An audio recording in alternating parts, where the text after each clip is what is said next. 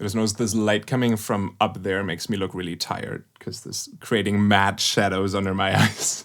I just gotta stay like this. Hello nerds, what is going on? My name is Riot and I just got back from Miami. Outtro Music Festival was insane. I'm back in Minneapolis and I wanted to make just a couple of quick videos on different topics, starting today with the 3 methods that I know of to make reese basses. Okay, here we go. Method number 1, literally just looping a sustained bass sample. This is definitely a more old school version to do it, but I've heard this in old drum and bass tracks as well, and old BHK drum and bass sample packs. I feel like some of those basses are kind of made in that way. So what you need for this is you need a sample of a sustained bass, maybe 10 seconds long, but it needs to have some movement in it. So you could just grab a saw and detune that a bit. And then maybe for movement, we're gonna add a little bit of this. A little bit of flanger, a little bit of phaser, maybe some chorus. Phaser's way too much. Maybe distort this here. I don't want it to be super wide. Something like that's kind of nice. And I want a little more motion, so I might have an LFO here slightly change the detune over time, very slowly. What if there was a sub that just sometimes comes in and crushes the saw against the distortion? Let's have you on hertz. And let's add some white noise too. Maybe that can come in and out as well. So you could be super creative with this, or even just a sustained detune saw works just as well. You'll see why in a second. Maybe last but not least, get a little notch filter. That's just gonna move up and down.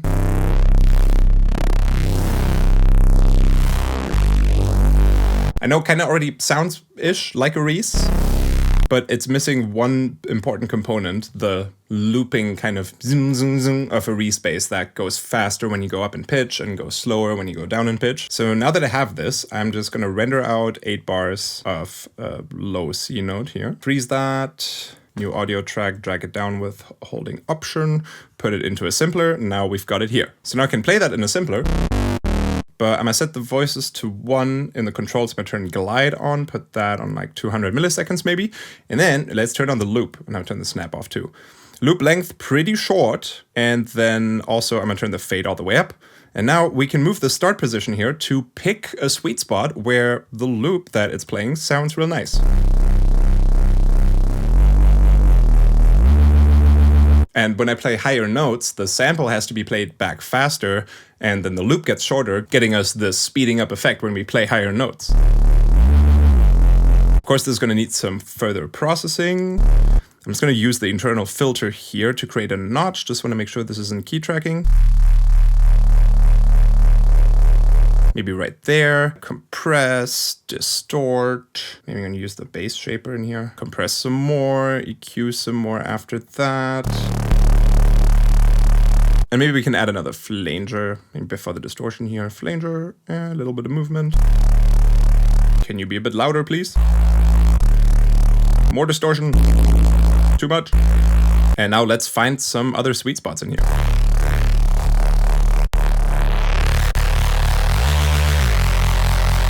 We could even use the simpler's internal pitch envelope to add a little bit of this like stabby kick start of it.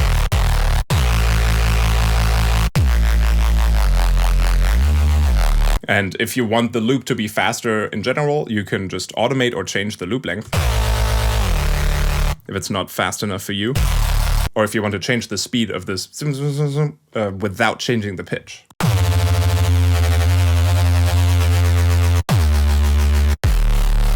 That's pretty neat, I like that. Pretty sub-heavy.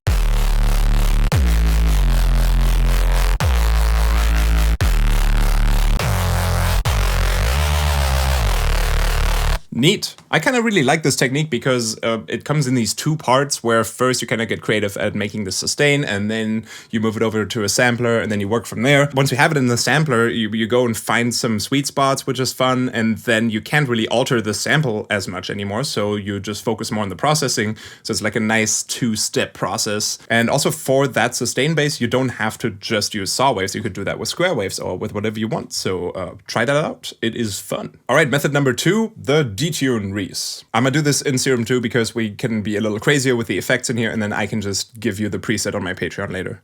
So this is probably the most classic way that all of you know about how to make a reese, where we just use two waveforms and slightly detune them against each other. I could put this on stereo on like 2 unison voices and then do it from here. I'm gonna do it a little more manually and have just a second saw that is gonna be slightly detuned with the fine tune here. And then we're just gonna add some distortion over yonder. Let's keep the phase random.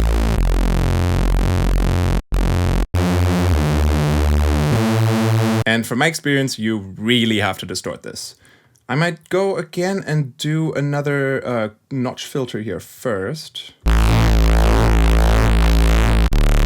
because that's going to change how the distortion is going to react to the sound if we filter it first. Also, Serum 2 now has some other distortion options, like the overdrive down here, which lets you... Yes, overdrive, but there's the stack option, so you can add this 16 times, which is a bit intense. But that is fun.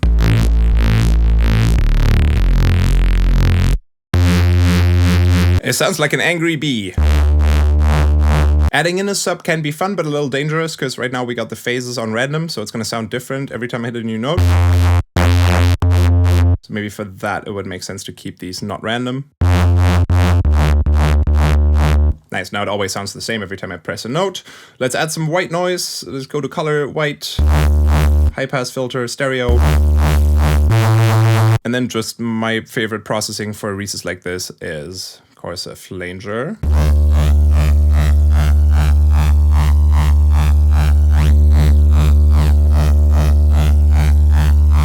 Let's make you move just a little faster. Maybe the hyper, why not? Just a little bit. Let's EQ this as well. And then maybe another notch, but this time it's just going to move through the upper frequencies. Kinda like this. And not too fast. That's kind of neat. Let's finish it off with some compression. And it's kind of fun to play around with the volume levels of these two because, again, the distortion is going to react differently depending on what comes in. So with no sub, it's just a more continuous. With more sub, the brightness of the saws gets kind of squashed a bit, and it only comes out when they have this friction moment. And that's cool too. And to speed up the movement, it's got to increase the detune. Also, if I go down in fine-tune with one of these and up with the other, now I kind of have 3 notes because these two are different and the sub is like in the middle. That still has the original tuning, so now we don't get the wow, wow, wow, wow, wow. We get some more complex weirdness. Kinda. In this case, maybe just setting the sub direct out might make more sense.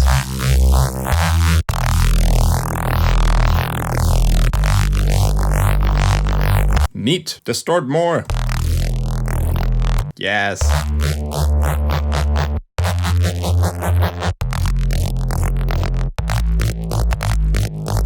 Sick. That reminds me a bit of Culprit. Just to finish up this patch, let's add some portamento and that same pitch attack. So envelope 2 goes to global master tune, or now it's called main tuning.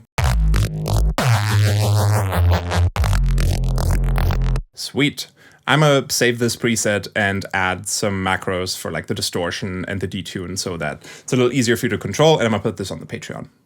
And lastly, my favorite but most difficult method, FM reeses. So it also uses detune, but you just hear one oscillator, technically. So we're gonna need all 3 oscillators in Serum 2 for this, which is kinda neat. Let's just keep them on the default shapes. So let's start setting this up. Let's see, what can we start with? We can move to a square later for a really intense one, but I'm gonna start with a triangle here. It's like a soft square, technically. Let's just get some triangles running, and let's have the phase on not random. And I only wanna hear the first one, so 2 and 3 I turn off. Cute, there is our triangle. And then I'm gonna use police department, phase distortion from B, and B gets phase distortion from C. And now I'm gonna move this guy up 2 octaves. Yep, we all know that sound. And I'm gonna move this guy up 2 octaves. And then I'm gonna detune the 3rd oscillator by a few cents. Let's make this mono and legato again. So far so good. I'm just going to say FM. So the fact that B gets FM'd by C, but C is slightly detuned, and then B then FM's A, is creating this little bit of friction. Good start. Let's add some distortion and see where we can go with this. A little bit of compression. And I might do that little notch again, maybe not as extreme.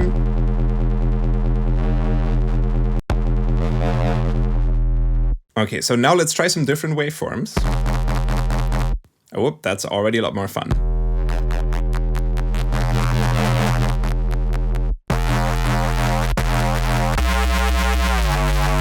Sweet, yeah, maybe the saw square mix is kind of the vibe for this. Let's add some white noise again. Bright, stereo. And let's get a sub involved. Okay, all I've done is I've taken the sub out for now and I've increased the distortion a little bit. And you might notice something that's different here from the other reeses. In the other reeses, we kind of have just this one kind of up and down of the friction, the zing, zing, zing. And with the FM reese, you kind of get a, like a back and forth, sort of, which I find very interesting. But the hard part about it is fine-tuning how much A is going to be FM'd by B and how much B is going to be FM'd by C. Because a little too much and you're losing that back and forth between soft and bright. Too little and nothing's going on. And I also recommend playing around with the actual phase position of the oscillators, especially oscillator B here. If I play a note and this is at 180 like all the others, but if I move this somewhere else,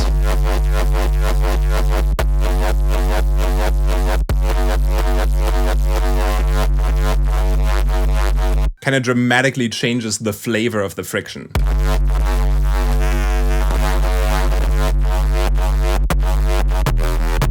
I'm just going to go ahead and do our standard processing from earlier again.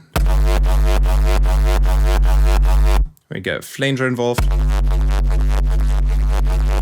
I was just wondering what if that was before the distortion, but that is a little too much. Another notch filter for the top. That just moves up and down real slow.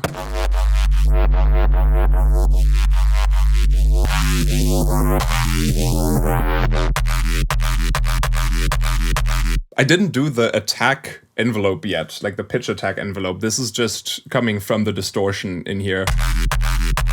It's just kind of what it sounds like, which is cool. I really like the overdrive distortion in Serum 2.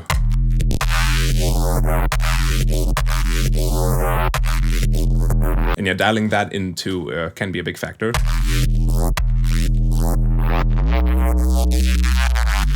Just for fun, let's try these out an octave lower.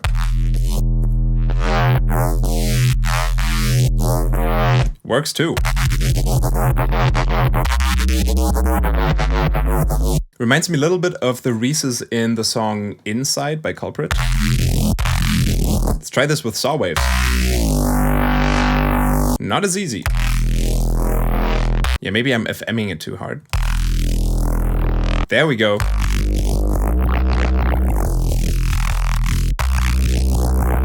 Let's try changing the phase again. That almost determines if it's going to do this two-stage or just a wah. Like that's more straightforward, more dun dun dun, and like at 180, I think. It's more the dib dib dib dib. What if only oscillator C is an octave higher? Doubles the speed of the friction.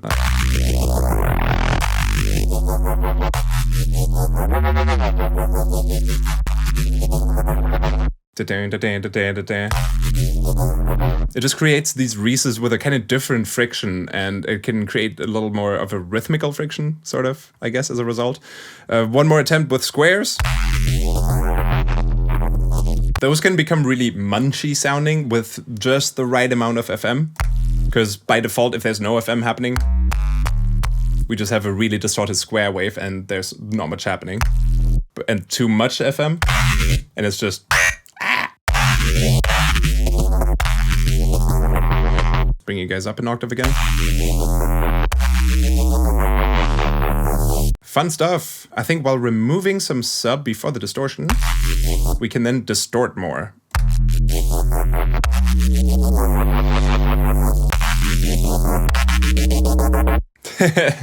That's fun. That's almost like a stab. Beep, beep, beep.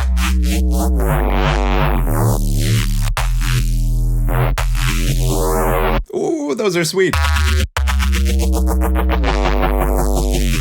Nice. So yeah, FM reeses. Little harder to dial in, possibly more rewarding, and definitely try out all the different shapes of the default shapes wavetable for these and some other ones if you want to. Works best with these overall, in my opinion. So there we got it. Old school looping a sample method, classic detuned reese, or complicated but possibly very rewarding FM reese. What kind of goes for all of these, in my opinion, is that the processing obviously involves a lot of distortion, and EQing before the distortion can heavily impact what it's going to sound like in the end. Because I usually go like, oh, it doesn't sound good enough yet, more distortion. But then turns out my sound had too much sub to begin with, and the distortion just turns into a so it just sounds like a square wave suddenly. And then I'm like, oh, I didn't set the distortion up right. I need to change the settings in the distortion. And then sometimes it's not that, it's just that all it needed was a little less sub before going into the distortion.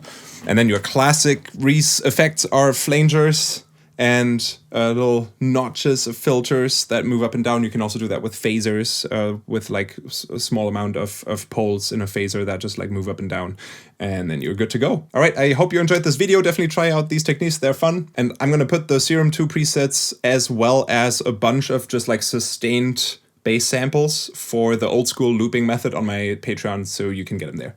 Bye!